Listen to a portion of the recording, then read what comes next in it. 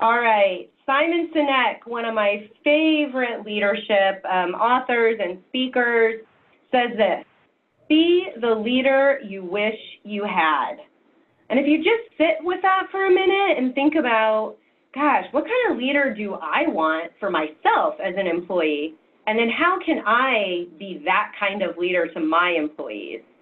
And so today, that's what we're going to talk about. We are going to talk to you a little bit about our leadership programs, specifically our supervisory skills and management development, which is all about helping you be the best leader you can be, and as possible through training, what we can do to help you become that awesome leader. So with that, let's go ahead and introduce ourselves. So I am Jennifer Keller. I'm the program director here for the management and leadership programs, and I have my colleague Bridget. Bridget, you want to introduce yourself? Hello everyone, my name is Bridget Saragoza and I am the program manager for our leadership courses. And we welcome you today, and we would like to kind of have as an FYI, we're going to be answering questions as they come in. Bridget's going to be using the Q&A box, and she's going to be answering them kind of live as they come in, so feel free to use that Q&A box. We'll also pause a few times throughout the program to answer questions that have come in. But we do have a couple polls to kind of find out who's on the line. So Bridget, could you launch the first poll? So first, we'd love to hear, what kind of organization do you work for? Are you in a private sector, public sector, nonprofit? Are you an independent consultant, or perhaps something else? Go ahead and take a second and answer our poll. Getting some good results here. Okay, great. What are we seeing, Bridget? Probably more public sector. I will share this in a bit. Okay. And then following the public sector, of course, private sector. So let me go ahead and share the results. Okay, great. Okay, so a little good split between public and private, and a little bit of nonprofit. All right, and then our second poll is kind of talks about, what role are you? Are you a manager, supervisor? I think we have that one as well. Is that right, Bridget? Yes. Or how many years of supervision or management experience do you have? So 0, you're looking to step into supervision. Maybe you considered yourself an emerging leader. 1 to 3, 4 to 6, 7 to 9, or over 10 years. Just tell us a little bit about yourself here. Okay, quite a few with the 1 to 3. Okay, great. Actually a mix of all of them. I'll go ahead and share the results now. Okay, thanks, Bridget.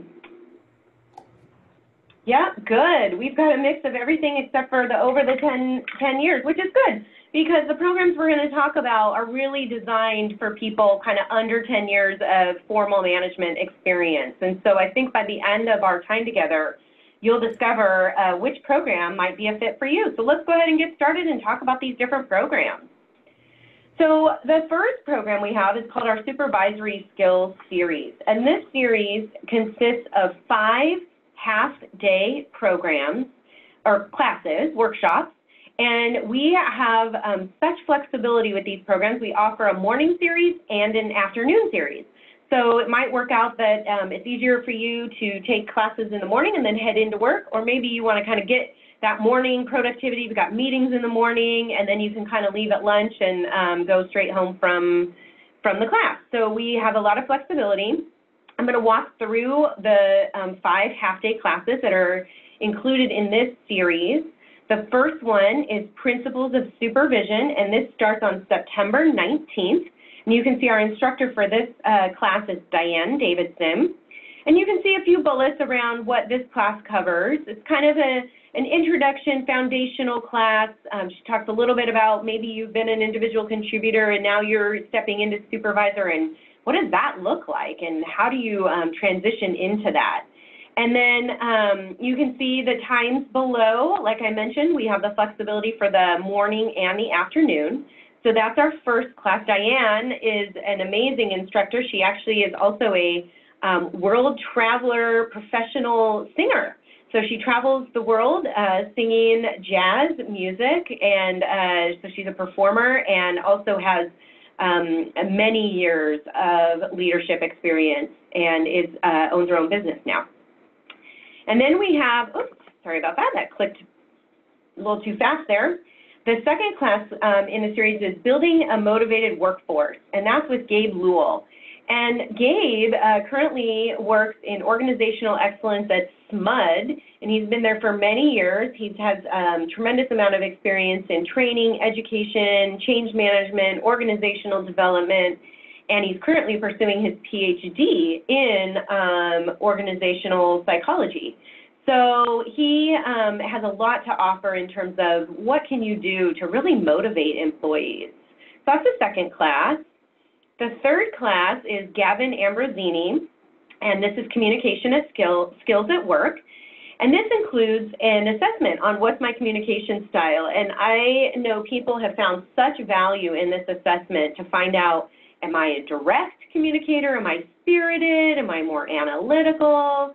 So she really goes into the different styles and how that impacts the way you work with others. Gavin is also a certified coach and educator, and she has her master's in organizational leadership and just does a tremendous amount of work around also strengths and building upon people's strengths. So that's the third class on October 3rd. And then we transition into delegation with Dawn Karner. Dawn is also a certified coach, and she also does a lot of work around emotional intelligence and works with a wide range of leaders. She used to be the training director at Cache Creek Casino, and now she owns her own consulting business. And delegation, as many of you on the phone are probably aware, is really tough as you move up in your leadership role, whether you're a first-time newer leader or even had many years of experience. Sometimes that delegation piece is really a tough one to get your arms around. So this is a really important class we have found in this series. And then we end the series with Jason Roberts on working through conflict. Jason has done a tremendous amount of work with an organization called Unleashing Leaders, and he just also has a Six Sigma Green Belt and does a lot of work on project management as well. And so he offers this last class, kind of wrap it all around on conflict, and talks about productive conflict, and talks a little bit about drama triangles and how you can reduce those in your teams. So that's a little bit of the series. I'm going to pause now before we kind of have Bridget's going to go over some of the logistics. But are there any questions, Bridget, that have come in? Or I'll pause to see if any do come in. No questions yet, but we can take a moment to see if any come in, if anyone has any. Okay, and while we're waiting for that, I'll go ahead and, Bridget, do you want to kind of cover some of these logistics then? Sure. So the format for our session 1, which is Supervisory Skills Series 1, it's September 19th through October 17th. We have 8:30 a.m. to 12:30 p.m. They're split in twos, so you can choose to have the morning or our afternoon session, which is from 1 p.m. to 5. And session 2, which we hold only in the spring, those dates have not been determined yet, but we will have the morning session from 8:30 to 12:30 in the spring. And part of our session 1, what Jen Keller has gone over, are classes of Principles of Supervision and Management, Building a Motivated Workforce, Communication Skills at Work, Delegating for Results, and Working Through Conflict. And we have a different classes that are offered in the spring for session 2, which is Juggling Multiple Priorities, Leading in a Cross-Generational Workforce, Solutions-Focused Thinking, Coaching Employees and Developing Your Team. So each class is $295 per class, but I think you will, of course, save the $150 if you enroll in the whole series, which would be all 5 classes, for $1325 for the entire program. And of course, you do receive a discount if you have a group of 3 or more who enroll all at the same time. And also there's a 10% discount if you do an early enrollment, which would be if you enroll 14 days before the program begins. You will also receive a 10% discount as well. Yeah, great, thank you. And when you were talking, I realized I forgot to mention that in the beginning that this series, you can take individual classes or the entire series. So that's why you can see the cost per class. You can just say, you know what, I really want that communication class with that assessment. I really would love to know my communication style, or gosh, I really need some help on conflict, so I'm going to take that class, or I'm going to take those 2 classes. We often have people do that. They take maybe 2 of the topics, not all 5, so there's a lot of flexibility in that. So have any questions come in, Bridget? No questions yet. All right. Well, we'll keep plugging on then, and if any questions do come in, we'll make sure we pause, and we have another time to pause as well. So that's our supervisory skills series, and next we're going to now talk about our management development program. So the management development program is a 3-class series. It's a cohort series. Unlike the supervisory skills, you do need to take the entire program, all 3 classes. So we don't separate those out. It is one program. It starts with Gabe, again, who also teaches in our supervisory skills. And this class, called the manager's role, really talks about how has the role of manager changed over the years. And then he kind of dives into key performance indicators. We find a lot of organizations aren't really tracking key performance indicators. And so what does that look like? And what does that mean? And how can you better track performance with your employees? And then a little bit about coaching. You know, Gallup, who does the Strength Finders and does a lot of work around employee engagement, came out with a book recently called It's the Manager. And they talk a lot in that book about how employees don't want bosses anymore. They really want coaches, and how that is shifting and transitioning. So Gabe talks a little bit about that in this class. And this class program starts on October 24th. And then on Halloween, October 31st, you get to have a day with Kim Silvers on communicating for results. And this class includes the DISC, and I'm going to walk through the DISC assessment in a little more detail here after I talk a little bit about Kim. Kim owns her own HR consulting firm called Silvers HR. She does a lot of work around the region in helping organizations with their HR policies and procedures and communication. She does a lot of training. This class is really great because she delves into not only the DISC, which is an excellent assessment on styles, but she also delves into feedback, which, as we know, can be a challenge for a lot of us as managers. How do you effectively deliver feedback? What's a good model, tools? And then she talks about performance reviews as well and performance conversations. So this is a really great course. And so I want to just kind of give you a preview of the DISC assessment. But before I'll check in. Any questions coming in yet so far, Bridget? No questions. Okay, sounds good. All right, so we'll keep on plugging away. So let's talk about the DISC. And when I go through each of these categories, I want you to think about, what do you think best describes you? And then we're going to have a poll at the end to see where people fall. So let's talk about each component. So the first is D. D stands for dominance. This person places an emphasis on accomplishing results, bottom line, confidence. So this is really kind of an outgoing, task-oriented person. So they really want things to happen quickly, make it happen.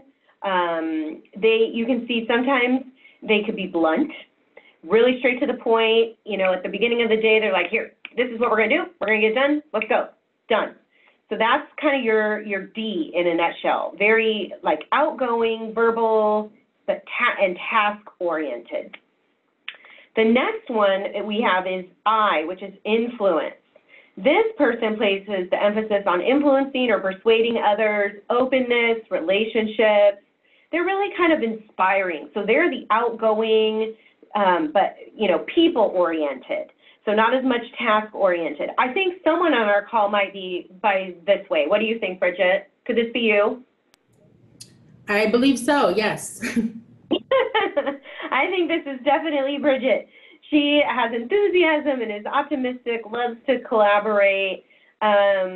She is really, everyone loves Bridget. So I have no doubt, Bridget, that you are an I. I'm probably a little bit of D, and maybe the next one coming up. But this one, so like I said, is really outgoing, people-oriented, and has a lot of loves to collaborate. The S is our steadiness. So this is a person that places the emphasis on cooperation, sincerity, dependability. So this is also a people-oriented person, but a little more reserved. And so not as maybe outgoing as the I. They're a little more calm, friendliness, sincerity. They want to support people. They have a more calm approach and exhibit some humility. And then there's a C, and I think Bridget and I probably both fall a little bit on the C type, which is why we were a little frustrated with our technical difficulties today, because we really place an emphasis on quality and expertise and competency. And so this is a more reserved, task-oriented individual. And they really want to, you know, they have consistency, quality, enjoys independence, wants the details, doesn't like to be wrong. So that is the C. So again, here's kind of the disc. You can see some key words around them. And so let's talk about what that might look like on this webinar today. So if you're a D, you're kind of telling me, give me the facts. I want to know the cost of time. I got a meeting. This better end on time or early. I got things to do. Let's go, let's go, let's go. So if you're on this, if you're thinking that, you might be a D. If you're an I, you might be wondering, well, how much interaction am I going to have with other organizations? And I really wish this would have been in person, and you may not even be on today because you would rather collaborate and want to know about the networking opportunities. If you're an S, you really want to know, how much are you going to learn? How's this going to impact your life? You loved, well, we haven't done the chat activity, but you love like the Q&A and want some interaction, but you really are looking at maybe supporting and collaborating. And if you're a C, you want to know information on the quality, and you may have noticed a typo, or you're probably pretty frustrated that we didn't start on time because of our technical difficulties. So if you're a C, that might be you on the call. So let's see what you think. Bridget, you want to launch that poll and see where we're at? Sure. So what do you think? Do you think you're a dominance, influence, steadiness, or conscientious? And you can fall a little bit in both. I know we just kind of have you select one. But like I said, I know for me, I for sure follow probably in an S and a C. I also have a little bit of D in me. Bridget, I think, has more I. She has a little bit of C as well, for sure. What are we seeing? A lot of steadiness and dominance, a little bit of influence. Okay. So I will go ahead and share this.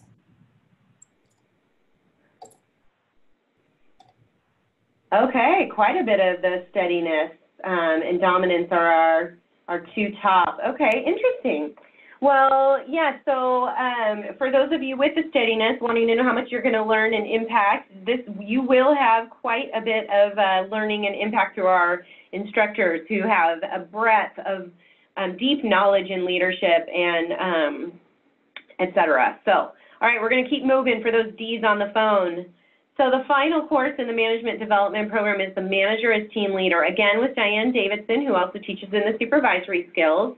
And this just kind of wraps it all up. This also includes an assessment. I realize I forgot to put that in here, but it also includes an assessment on learning styles. And so Diane and Kim have worked together to kind of tie those assessments together, make sure there's some flow, but it's called the Learning Type Measurement. And she talks about different learning styles and how that impacts you as a leader and how that impacts you as you work together with a team and lead your team.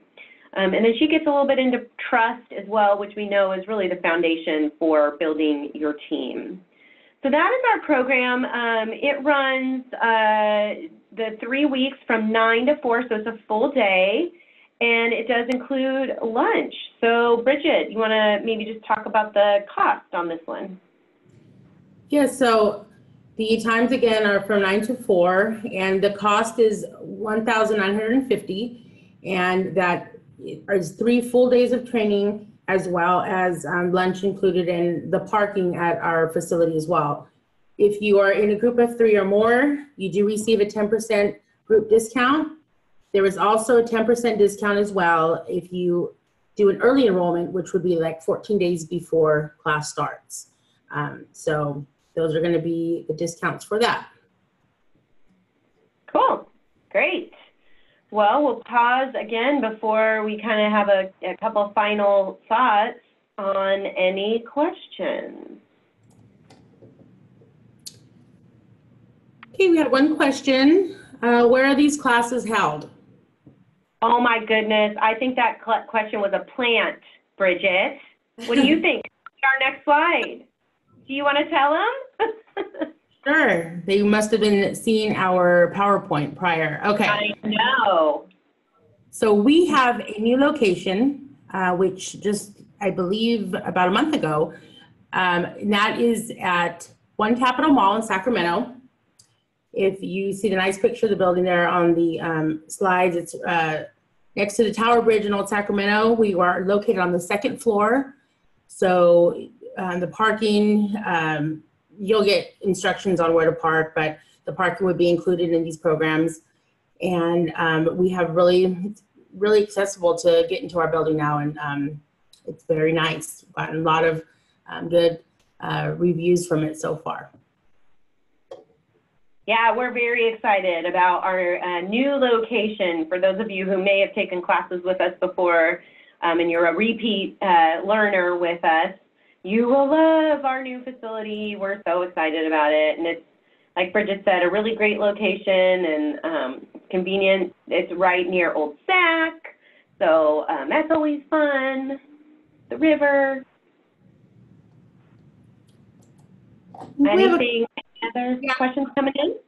A question from our supervisory skills. If someone can take Series 1 or Series 2 before Series 1. Sorry, can you repeat that one, Bridget? Yes, if you're able to take Series 2 before Series 1, or do you have to take them in order? You do not have to take them in order. That's such a great question. Nope. I mean, we call them Series 1 and Series 2 because Series 1 does have a little bit more of the foundational topics like delegation, communication, principles, but they can be taken in either order. So you can, if you've already taken 2, you can take 1, or you're not available in fall and want to sign up in spring, you can do that. Great. No questions coming in the Q&A box. Please, if you have any, type it in. We'll be more than happy to answer them. Yeah, those were some really great questions. And so we're going to kind of wrap up. And so if there are any other questions, please do enter those.